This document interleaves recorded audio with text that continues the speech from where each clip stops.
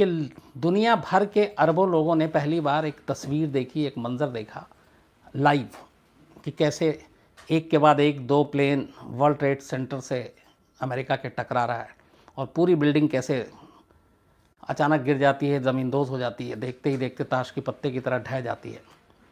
वो तस्वीर आज भी शायद मुझे लगता है जिसने भी देखा वो कभी भुला नहीं पाएगा जब तक वो ज़िंदा है, क्योंकि आतंक का ये ऐसा चेहरा लाइव, इतना विभत्स, हम सब ने पहली बार देखा था।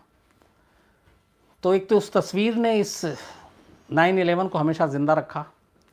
दूसरा, इस 9/11 के बाद जो आतंक को लेकर दुनिया भर में एक आवाज़ उठी, तमाम चीज़ें हुई, वो एक इतिहास है। और वो 9/11 ही है जिसके बाद अमेरिका में कोई बहुत बड़ा आतंकवादी हमला नहीं हुआ और उन्होंने अपने सारे सुरक्षा के कानून चेंज किए, सब कुछ किए। तो 9/11 अलकायदा का सबसे बड़ा ऑपरेशन था, ये आप भी जानते हैं, हम भी जानते हैं 9/11 में किस तरीके से सारी चीज़ें हुई, ये भी आपको पता है।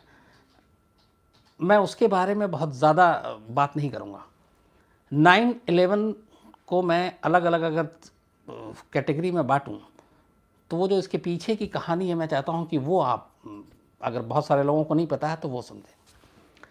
पहला, हम में से कितना लोग ये जानता है कि 9/11 हुआ क्यों, ओसामा बिन लादेन ने अमेरिका को निशाना क्यों बनाया।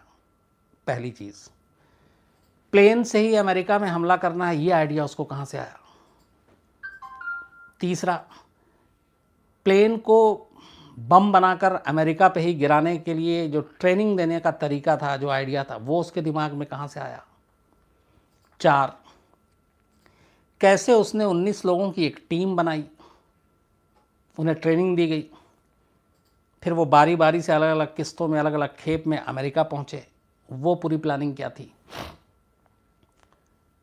लास्ट, कैसे प्लेन को हाईजैक करना था और हर एक को क्या क्या रूट दिया गया था। तो ये अलग अलग चरणों में पूरी कहानी है। इस कहानी की कायदे से जो 9/11 हुआ 2001 में, लेकिन इस पूरी साजिश को बुनना शुरू हो गया था 3 साल पहले, 1998 में। 97-98 के दौरान अमेरिका और बाकी मुल्क, जब अलकायदा ने चूँकि बहुत सारे ऐसे ऑपरेशन किए थे, तो उसको लेके अलकायदा के ख़िलाफ़ ज़ोरों शोर से लड़ाई छिड़ गई थी और जगह जगह पे अमेरिका बमबारी कर रहा था। अफ़गानिस्तान में लगातार जितने भी ठिकाने थे जो शक के घेरे में थे, उन पे हो रहा था। कई जगह पे लीबिया में भी अमेरिका ने अटैक किया अलकायदा के शक में, बहुत सारे लोग मारे गए। तो ये जब अमेरिका के हमले बढ़े तो दुनिया को डराने और दहलाने के लिए ओसामा बिन लादेन ने जो सबसे पहला बड़ा आतंकी हमला प्लान किया था, वो 7 अगस्त 1998 को किया था, जब तंजानिया और कीनिया में अमेरिका के 2 दूतावास पर आतंकवादी हमला किया गया, जिसमें करीब 300 लोग मारे गए। इसको ओसामा बिन लादेन अपनी बहुत बड़ी कामयाबी मानता था।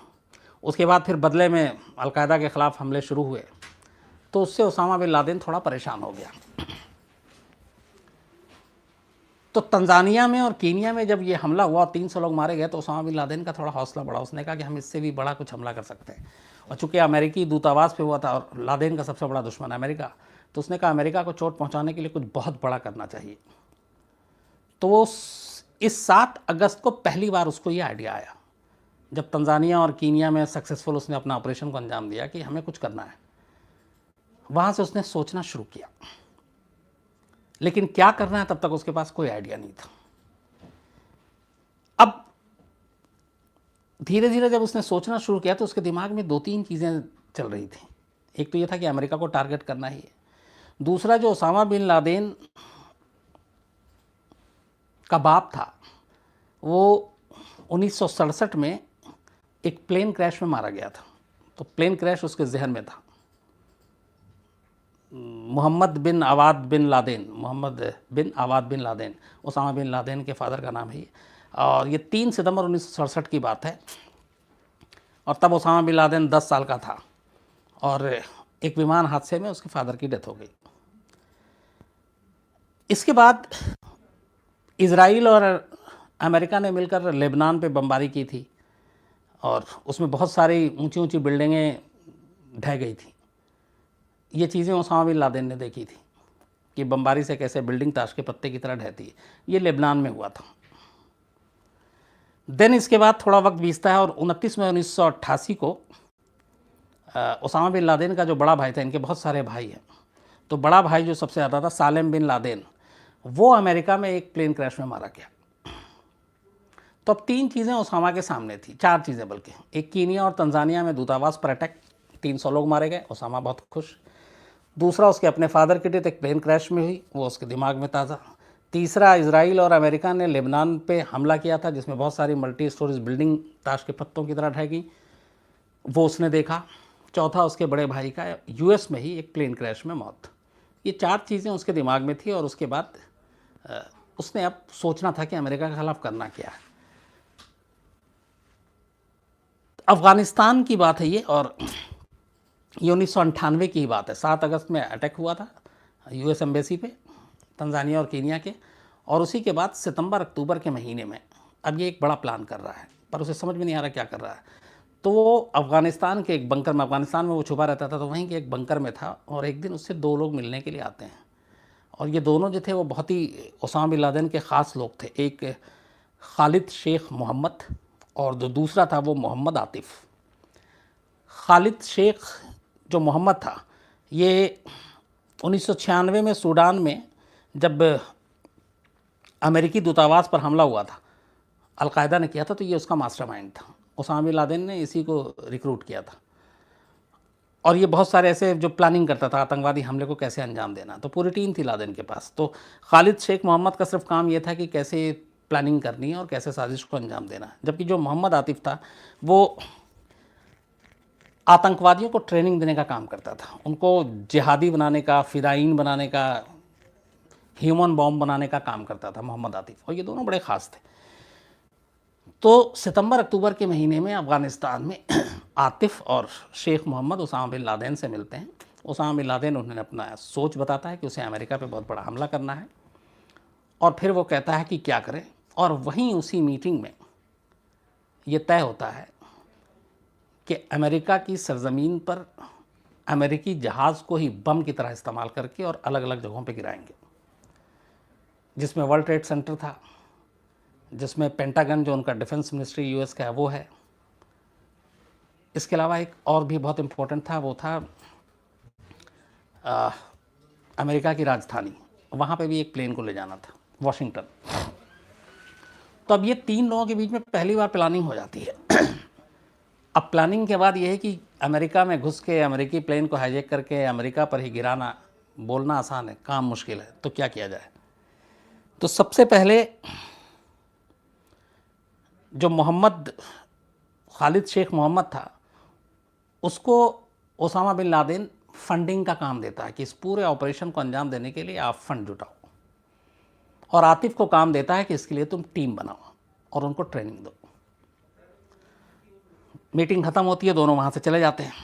उसके बाद लगभग साल भर गुजरता है, ये 98 की मीटिंग थी, 99 की शुरुआत में ही। सबसे पहले 4 लोगों को, जो फ़िदाइन की टीम थी, वो सऊदी अरब से चुना जाता है, आतिफ़ चुनता है, और इसके अलावा 15 लोगों को पाकिस्तान से चुना जाता है, सऊदी अरब, पाकिस्तान और ये तमाम जगहों पे। तो 19 लोगों की एक टीम बनाई जाती है, और इन 19 के 19 लोगों को कराची लाया जाता है पाकिस्तान में, और वहाँ इनकी ट्रेनिंग होती है। इनकी ट्रेनिंग वैसे नहीं कि मरना है ये करना, इनकी ट्रेनिंग थी कि यूएस में जाकर कैसे कपड़े पहनने हैं, अंग्रेज़ी कैसे बोलनी है, तो इन सब की इंग्लिश की ट्रेनिंग होती है। इनको वहाँ के रहन सहन और सारे एटिकेट सिखाए जाते हैं, और ये कि आप सब पढ़े लिखे लोग, और ये इनमें से ज़्यादातर पढ़े लिखे लोग थे, तो उनको पूरी बेसिक जो ट्रेनिंग होती है वो उनकी ट्रेनिंग दी जाती है। ये ट्रेनिंग का काम 1999 से 2000 तक चलता है। 19 लोगों की पूरी ट्रेनिंग ख़त्म हो जाती है। अब ये था कि इन्हें अमेरिका पहुंचाना है, और अमेरिका पहुंचाने के बाद आगे की ट्रेनिंग होनी है। तो जो ओसामा बिन लादेन का जो पहला चरण था पूरा इसका, वो तैयार हो जाता है। वो इस तरीके से कि मीटिंग होती है, 19 लोगों को चुना जाता है, 19 लोगों को बताया जाता है, और 19 लोगों की ट्रेनिंग होती है। उसके बाद अब इन्हें अमेरिका पहुंचाना। तो अमेरिका पहुंचाने के लिए इन सब के पहले सब कुछ कागजात तैयार होता है। उसके बाद सन 2000 में पहली बार, 2000 के सेकंड हाफ में, मतलब जून के बाद, जो 19 लोग चुने गए थे इस मिशन के लिए, उनमें से 5 लोगों को 5-5 की टीम बनाई जाती है अलग अलग पहले। लेकिन जो 19 लोग थे उनमें से साल 2000 में सबसे पहले 3 लोग थे, खालिद अल मेदर, नवाफ अल हाजमी, और एक और था लेकिन उसको फिर बाद में हटा दिया गया क्योंकि वीज़ा में प्रॉब्लम थी। तो 2 लोगों को चुना गया पहली खेप में यूएस भेजने के लिए। ये दोनों जनवरी 2000 में सैन डियागो, अमेरिका का एक शहर है, वहाँ पहुँचते हैं अकेले दोनों, और वहाँ जाके वहाँ की एक जो फ्लाइंग क्लब थी लोकल, वहाँ एडमिशन ले लेते हैं, और प्राइवेट फ्लाइंग क्लब लोकल में, तो वहाँ वो प्लेन उड़ाने की ट्रेनिंग लेते हैं 2 लोग, जनवरी 2002 में जाकर। इनके जाने के ठीक 1 महीने के बाद फरवरी 2000 में मोहम्मद अता, मारवान अल शेदी और ज़ियाद ज़र्रा, 3 लोग, उनके पहले खेप में 2 गए, उसके बाद अब ये 3 लोग ये पहुंचते हैं अमेरिका। और ये अमेरिका में सैन डियागो नहीं जाते जहाँ पे वो पहले 2 गए थे, ये जाते हैं फ्लोरिडा शहर में, और फ्लोरिडा में जाकर वहाँ की एक प्राइवेट फ्लाइंग क्लब में एडमिशन ले लेते हैं। तो पहला 2 गया, उसके बाद ये 3 गए, पहला जनवरी में गया, दूसरा फरवरी में गया। इसके बाद शक ना हो इसलिए अगले 8-9 महीने तक कोई नहीं जाता। फिर दिसंबर में छठा जाता है, उसका नाम था हानी इंजौर। ये फिर सैन डियागो जाता है जहाँ पहले 2 पहुँचे थे, और वहाँ जाके उसी फ्लाइंग क्लब में एडमिशन ले लेता है, लेकिन ये अनजान रहता है कि वो उन दोनों को नहीं जानता। तो जो 19 लोग थे उनमें से सिर्फ 6 लोगों को जनवरी से लेकर दिसंबर 2000 तक यूएस के 2 अलग अलग शहरों में भेजा जाता है। वहाँ इनको फ्लाइंग क्लब में एडमिशन मिलता है, वहाँ वो प्लेन उड़ाना सीखने लगते हैं। अब इनकी ट्रेनिंग चल रही है, जनवरी से दिसंबर तक एक है, उसके बाद साल 2001 आता है। अब साल 2001 में ये 6 चुके पहुँच चुके हैं वहाँ पे अलग अलग खेप में, 19 में से अब बचे 13। ये 13 लोग 2001 के शुरुआत में अलग अलग अमेरिका पहुंचते हैं। इन सबको वीज़ा मिल चुका था। अब ये वहाँ जाकर अपना अलग अलग सब रहने लगते हैं अलग अलग शहरों में। तो 6 फ्लाइंग क्लब में जाकर एडमिशन लेकर ट्रेनिंग ले रहा, ट्रेनिंग लगभग होने वाला उनका कंप्लीट, और बाकी के जो 13 हैं वो अलग खेप में पहुँचते हैं। तो जिन 19 लोगों को चुना गया 2001 के मार्च से पहले पहले, वो 19 के 19 अब यूएस में थे, अमेरिका में थे, अलग अलग शहरों में थे। तो 2 चरण पूरा हो चुका था। पहला करना क्या है, दूसरा टीम बनाना, और फिर उनको ट्रेनिंग देना। तो दोनों चरण जब पूरा हो गया और इनकी ट्रेनिंग पूरी हो गई, मार्च से उसके बाद वक्त बीतता है, 6 महीना गुजर जाता है, तब तक सबकी ट्रेनिंग हो गई। अब ये 6 महीने के बाद ये 19 लोग जो थे ये अलग अलग शहरों में बढ़ जाते हैं। इसके बाद दिन चुना जाता है 11 सितंबर 2001। इन 19 लोगों में से 5-5-5 और एक 4 ग्रुप बनाया जाता है। एक टीम में 5 लोग, दूसरे में 5 लोग, तीसरे में 5 लोग और चौथे में 4। और इनको टारगेट दिया जाता है इन 4 ग्रुप को कि तुम अलग अलग 4 प्लेन को हाईजैक करोगे। तो जो पहला 5 था ग्रुप, वो 11 सितंबर सन 2001 सुबह 7:15 पहला प्लेन जो वहाँ से उड़ा था 7:15, ये जा रहा था बोस्टन के लोगान एयरपोर्ट से लॉस एंजलिस के लिए। डोमेस्टिक, सारे प्लेन डोमेस्टिक थे।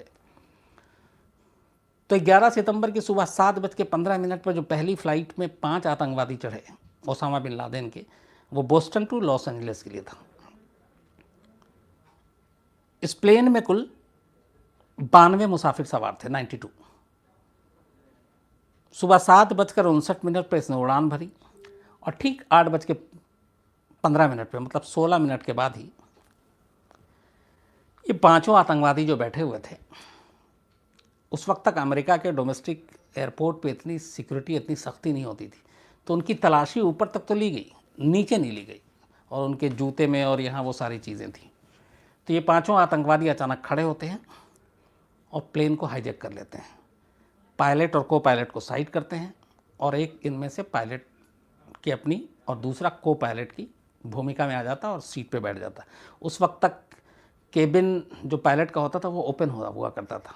अब यह है कि जब प्लेन टेक ऑफ करता है तो वो बंद होता है। वो जब तक एक कोड होता है, वो कोड सिर्फ जो एयर होस्टेस की जो कैप्टन होती है उसे पता होता है या पायलट और को पायलट को होता है। तो उस वक्त ऐसा नहीं था।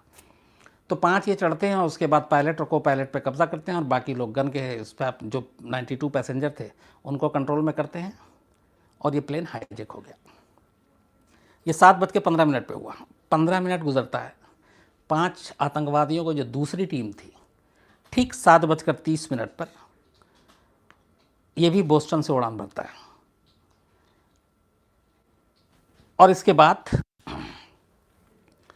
इस प्लेन में 65 मुसाफिर सवार थे। ये यूनाइटेड एयरलाइंस की फ़्लाइट थी। उसके बाद ये जैसे ही प्लेन टेक ऑफ करता है, थोड़ी देर के बाद फिर ये पांचों उठते हैं, उसी तरीके से हथियार के बलबूते पर पैसेंजर को कंट्रोल करते हैं। 2 जाकर पायलट और को पायलट को कंट्रोल करता है और प्लेन का कमान अब इनके हाथ में था। तो 7:15 पे पहला और 7:30 पे दूसरा, 2 प्लेन अब तक हाईजैक हो चुके थे। अब ठीक 10 मिनट के बाद 7:40 का वक्त होता है।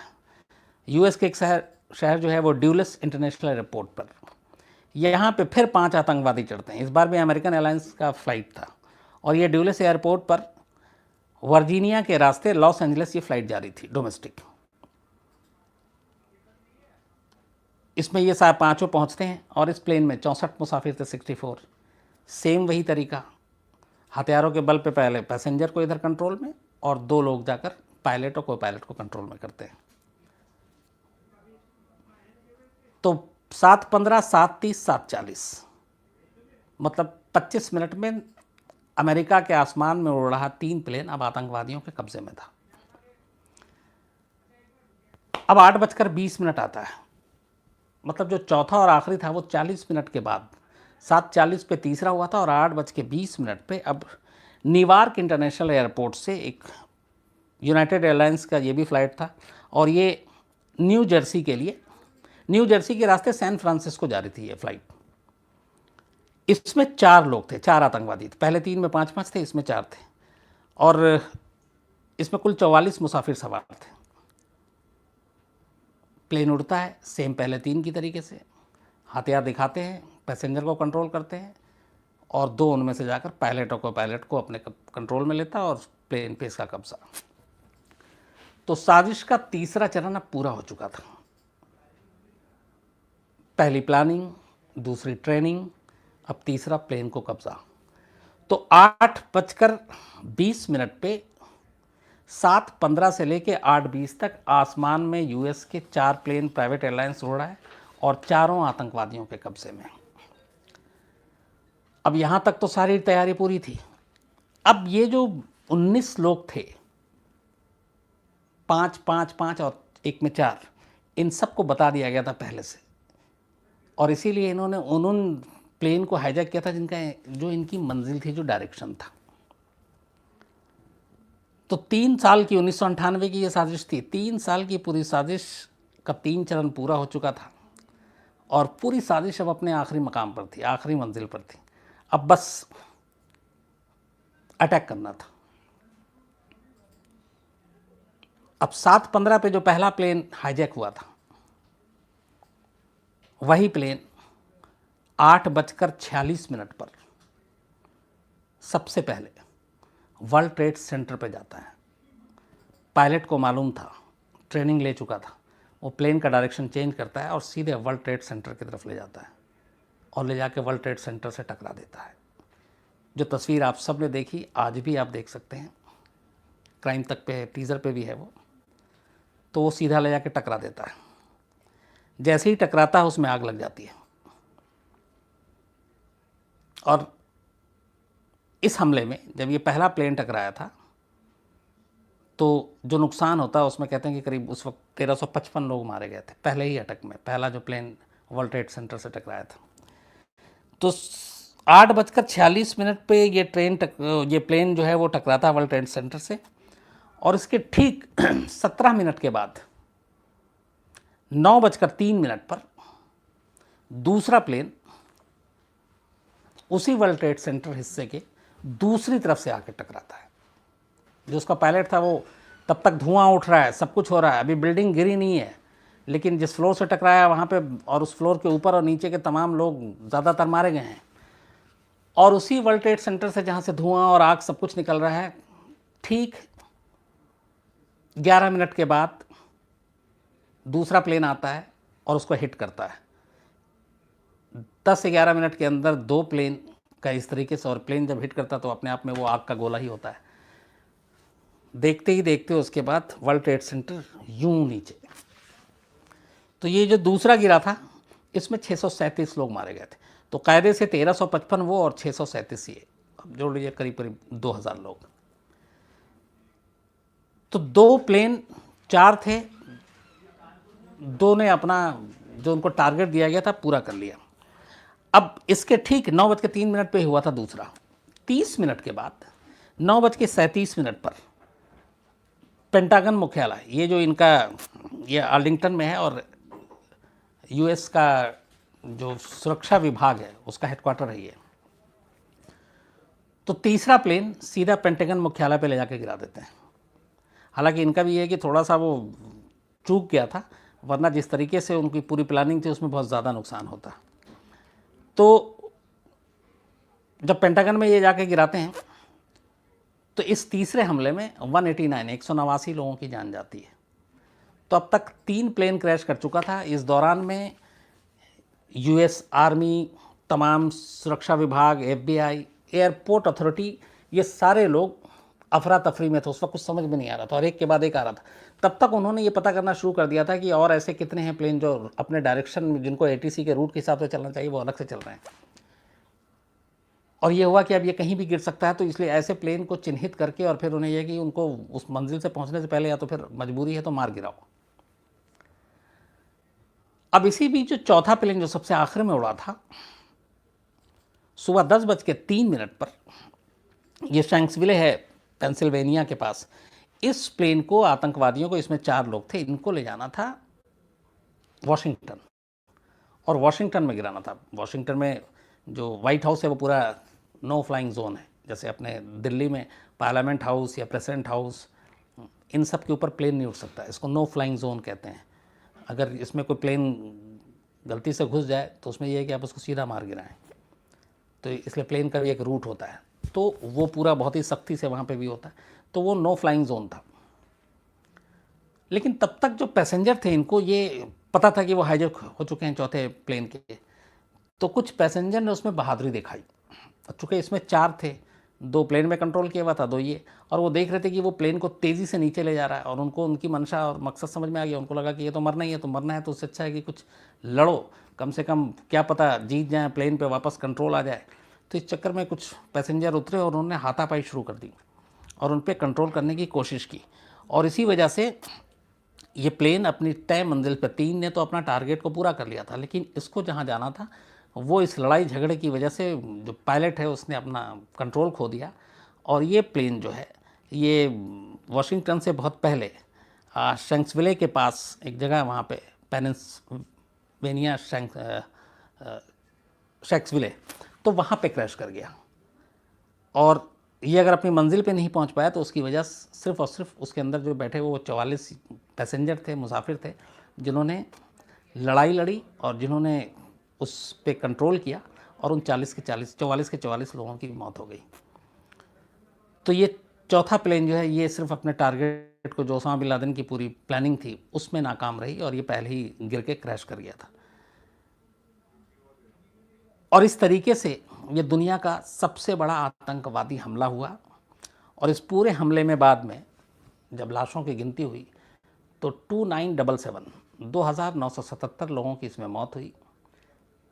लेकिन इस मौत के आंकड़े से कहीं ज़्यादा भयानक और खौफनाक ये जो हमला जिस तरीके से किया गया वो था, जिसे शायद दुनिया कभी नहीं भूल पाएगा। शायद वर्ल्ड ट्रेड सेंटर में उन 2 प्लेनों का टकराने की जो तस्वीरें हैं, जो लाइव तस्वीरें हैं, वो हम आप कभी नहीं भूल पाएंगे। आतंक की ऐसी सोच ये अपने आप में सबसे ख़तरनाक और खौफनाक थी। प्लेन को बम बनाकर यूज़ किया जा सकता है, ये अपने आप में सबसे ख़तरनाक थी। इसके बाद फिर इसके ऊपर बहुत सारी इंक्वायरी हुई, कमेटी बैठी, कमीशन बैठा यूएस में, और फिर उनकी जो एयर सिस्टम है उसमें बहुत सारी मजबूती लाई गई। फिर नया कानून बना कि वो आतंकवादियों से बात नहीं करेंगे, और इस तरह का अगर कोई प्लेन हाईजैक हो जाता है और उन्हें यकीन हो जाता है कि ये हाईजैक हो गया और ये कहीं किसी जगह को निशाना बनाएगा, तो ये भी है कि चाहे उसमें कितने भी मुसाफिर हों, अपने ही कंट्री के हों, उस प्लेन को मार गिराएंगे। उसके बाद ये सारे कानून बने। तो लगभग 10 साढ़े 10 घंटे के बाद कल सुबह इस चीज़ को 2011 को 17 साल हो जाएंगे। लेकिन ये ऐसा लगता है तस्वीर देखने के बाद ये कल की बात है। तो इसीलिए मुझे लगा कि ये चूँकि कैसे क्या हुआ ये तो आपने सब देखा, टीवी पे देखा, आपने पढ़ा, लेकिन इसकी साजिश कैसे हुई, इसकी आइडिया कहाँ से आया, ये चीज़ें जो थी ये सारी मुझे लगा कि ये मैं आपसे शेयर करूं और इसको बताऊं। तो 9/11 की कायदे से पूरी कहानी है। उसके बाद खैर इसी 9/11 की वजह से उसामा बिन लादेन को एबटाबाद में घुस के मारा यूएस सील कमांडो ने। वो ऑपरेशन भी अपने आप में बहुत ही मतलब लाजवाब ऑपरेशन था।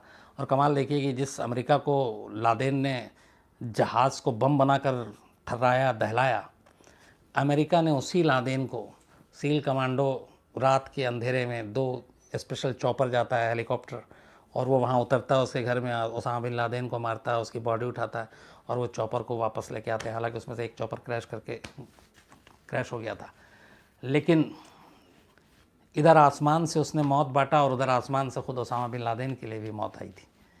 तो ये भी एक सबक है। तो ये थी कहानी 9/11 की। इससे जुड़े हुए कोई भी अब आपके सवाल होंगे तो मैं ज़रूर ले लूँगा। और मुझे लगा कि आप को शायद मैंने जो कहानी बताई उसमें बहुत कुछ आपको शायद कुछ नया सुनने को मिला, और नहीं मिला हो तो बताइएगा मुझे।